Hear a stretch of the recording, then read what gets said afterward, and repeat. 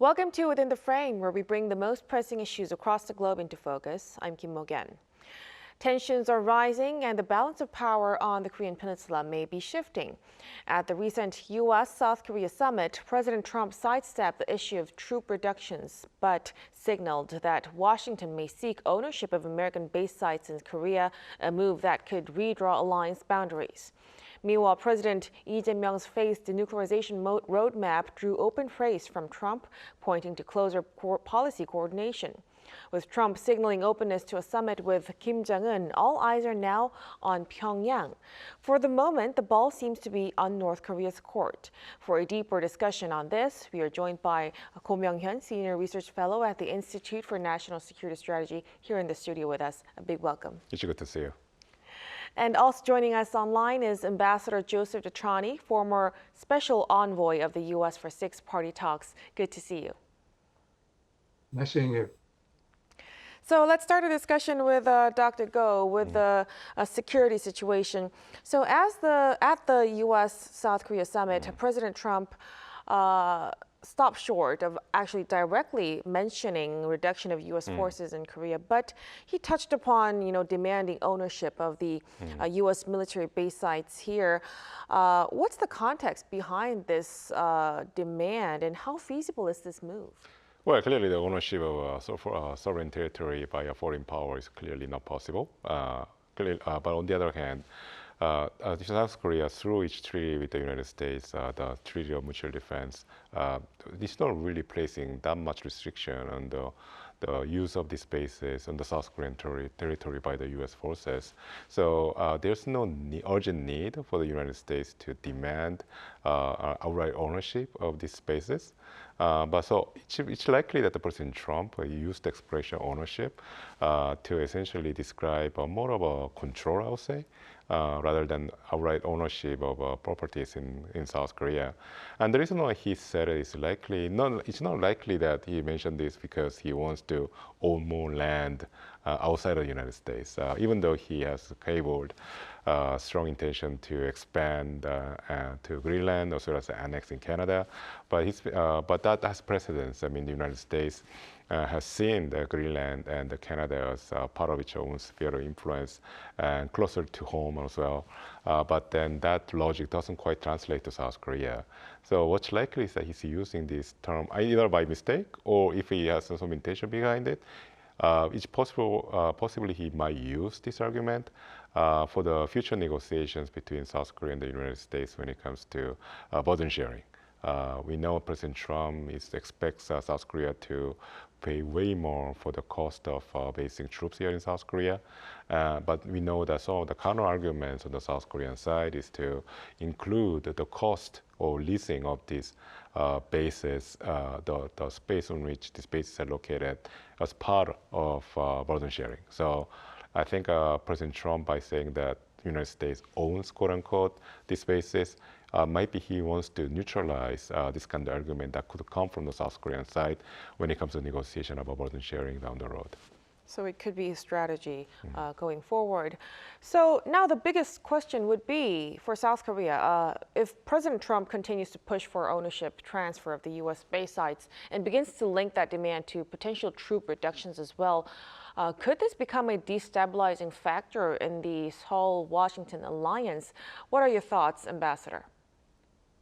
No, I just don't see that happening. I think the alliance, and I think the summit made this very clear to the world, but indeed to our citizens in South Korea and in the United States. This is a very close alliance. There's no way that anyone is going to put a wedge between the United States and the Republic of Korea.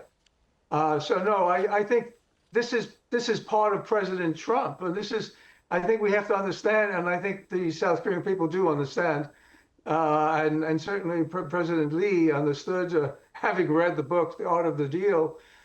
This is President Trump. I mean, he's occasionally provocative. He puts a number of proposals on the table. Dr. Go mentioned the Greenland, Canada, and some other things before. But these are sovereignty issues. So I don't think we should make much of this. I think there's a possibility or a likelihood this will come up in SMA discussions about burden sharing and defraying the cost of those 28,500 troops in the Republic of Korea.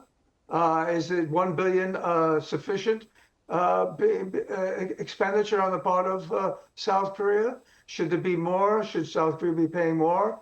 I think that will come up in discussions. But I don't see this whole question of ownership of Camp Humphreys as being an issue that could possibly put a wedge between our respective countries. Right. So as for now, it seems that we don't need to read so much into the land ownership issue first. So let's also touch upon the strategy of President Lee. Before departing to the U.S. last week, he proposed a three-step denuclearization roadmap: freeze, reduction, and complete dismantlement.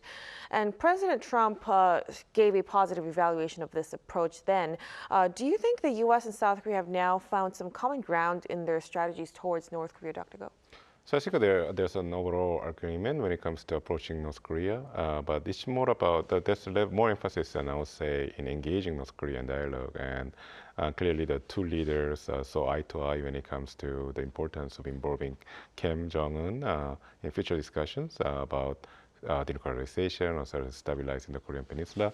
But then I think President Lee's proposal of North Korea denuclearization is in fact a little bit different from, I think, what he explained in Washington, D.C., especially in his speech in CSIS, Center for Strategic and International Studies. There he, in fact, highlighted the necessity of denuclearization, as well as the necessity for the need for North Korea to return to the NPT regime. And then this particular phased approach to denuclearization, first the freeze, and then the reduction, then followed by the complete dismantlement. It was actually given in an interview to the Japanese newspaper Yomiuri before he landed in Washington, D.C., because he first went to Tokyo for his summit with Prime Minister Ishiba. So this approach, a three-phased approach, it's essentially a form of arms control. And I think there are pros and cons to that.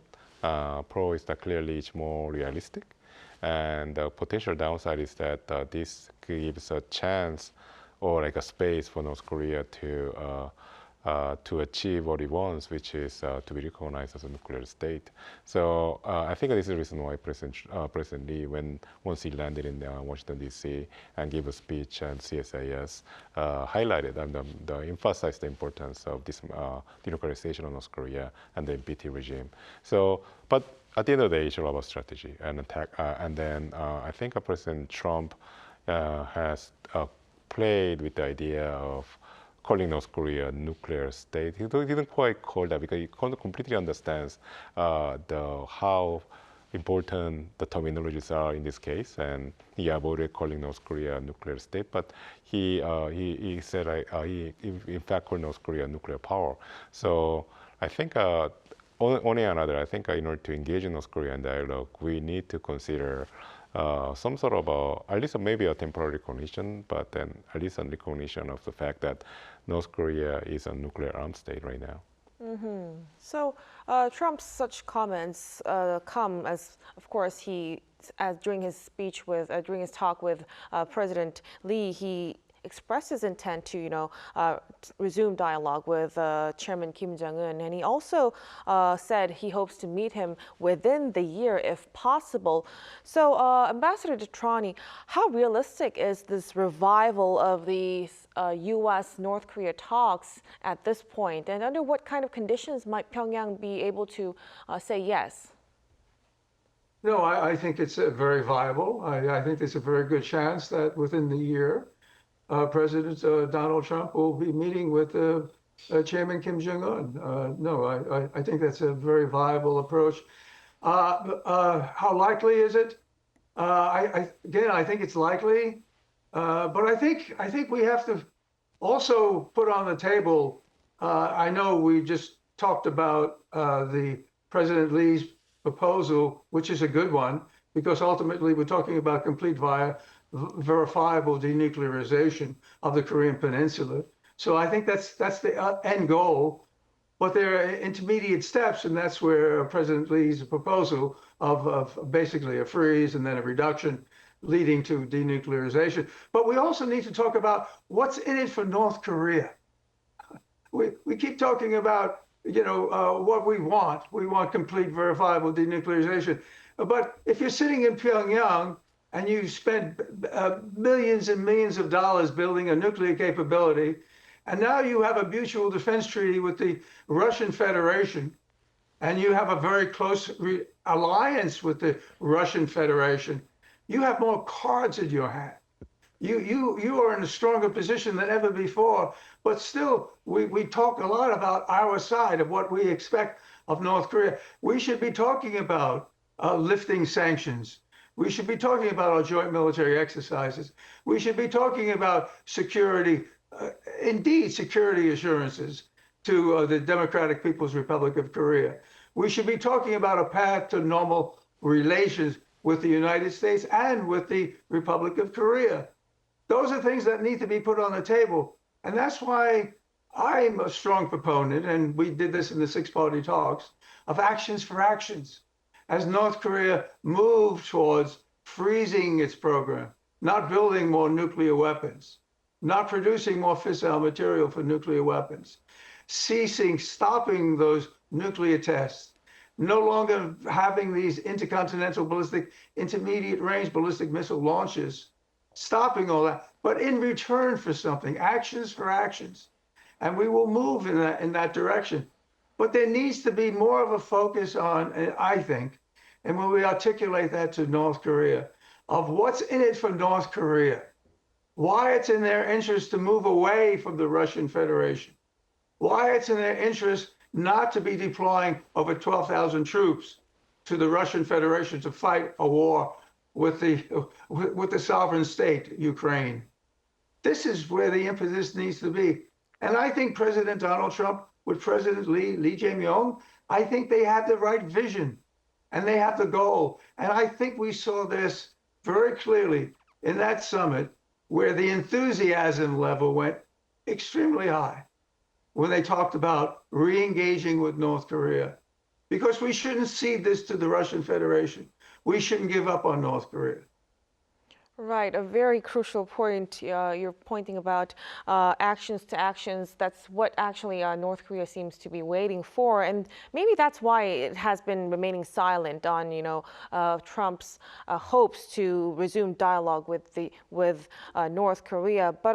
But on the other side, North Korea actually condemned President Lee Jae Myung's mention of denuclearization, and they called it a vain delusion. So it's quite a different, conflicting reaction from the North we're seeing. So what might be the reason behind this selective response from Pyongyang, Ambassador? Well, I think this was expected. I think anyone who's been following North Korea would expect North Korea to say, are you kidding?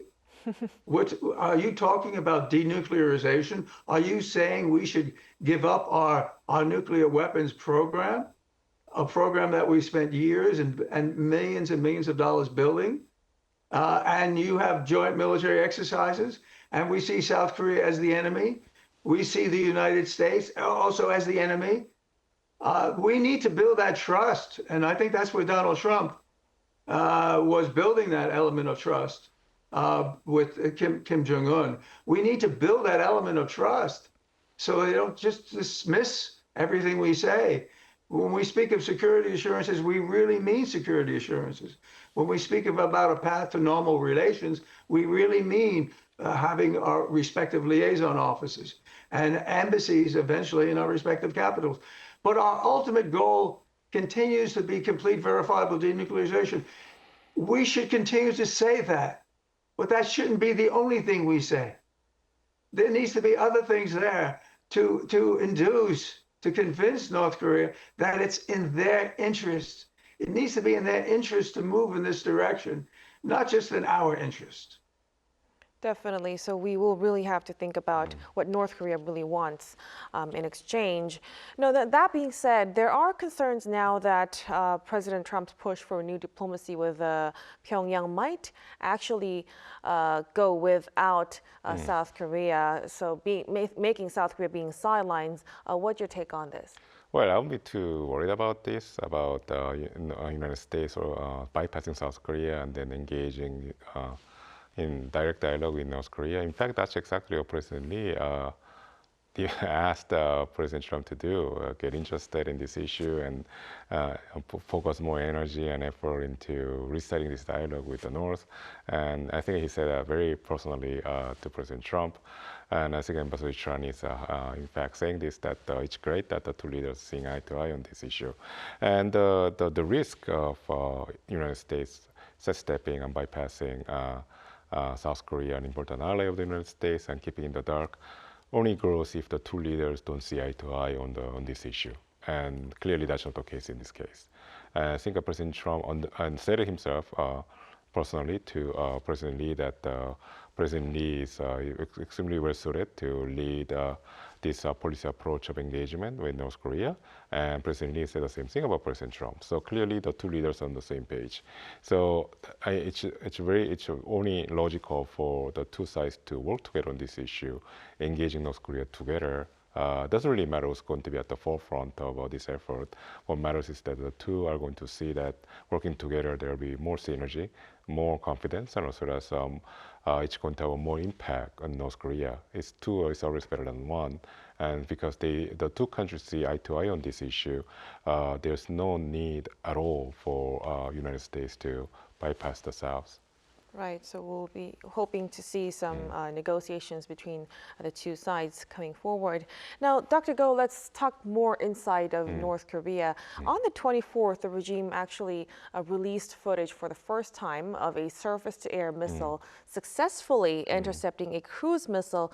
So it seems like they have been focusing on strengthening their air defense capabilities lately.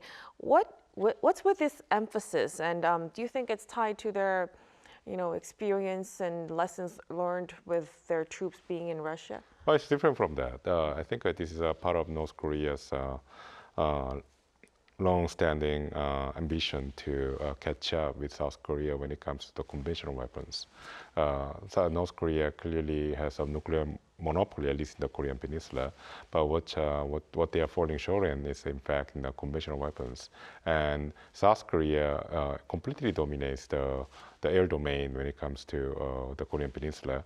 And this is a source of a major concern for North Korea, because even if North Korea has all the nuclear weapons and missiles and so forth, South Korea has this dominance in the airspace that could potentially engage in preemptive strikes against North Korea's nuclear capability.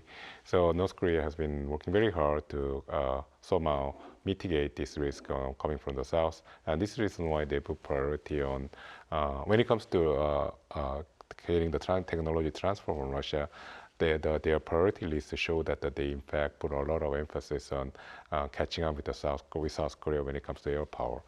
They asked Russians to provide North Korea with ISR capability, also as air defense capabilities. So this is clearly because they understand that in order to perfect their nuclear capability, it not only suffices to have long-range or mid-range ballistic missiles, they also need to protect these assets. And for that, they need to build very strong air defenses. And what they've done is that they have showcased to South Korea, to the United States, that North Korea is indeed catching up in this field. Right. So that comes as North Korea and Russia continues their cooperation. And lately we hear that North Korea actually held a large-scale ceremony to commemorate and honor the commanders and troops dispatched to support Russia. And Chairman Kim was even seen shedding tears. How do you read into this? What's behind this staging such a significant commemorative event? So I think there's a time when North Korea was hiding from the North Korean public, the fact that they had sent on a large expeditionary force to Russia to fight for the Russians and die for Russia, and they've been hiding this fact for a long time from the public. But they are very open about it, and I think this reason is because I think the regime internally has assessed that their deployment in Russia has been a success. So, and also in a way, the payback or the concessions they gain from Russia in exchange for sending troops has been great enough and tangible enough that even the ordinary North Korean people have enjoyed the benefits of it. Perhaps ordinary North Koreans are seeing that the increase in food availability of energy is in fact the product of the fact that North Korea deployed troops to Russia. So if that's indeed the case, then it's only worthwhile politically for the regime to highlight the fact that they send troops to Russia, and also be truthful and open about the cost of such endeavor. So I think this is the reason why they are being open about their troops deployment to Russia to the public. So it's like a celebration of their success of sending their troops to the war, like what they got in Exactly, it's more of that. an recognition as well as essentially making the deployment of soldiers as a political asset for the regime and for Kim Jong-un. Right. Thank you for that. Now, I'm afraid we'll have to conclude our discussion here at this point. Thank you so much for your time and for your insights tonight, Dr. Go. My pleasure. And Ambassador Detrani, we really appreciate it. Thank you. And that'll be all from us on Within the Frame. Be sure to tune in again next time as we continue to explore the stories that matter. Till then, stay informed and engaged.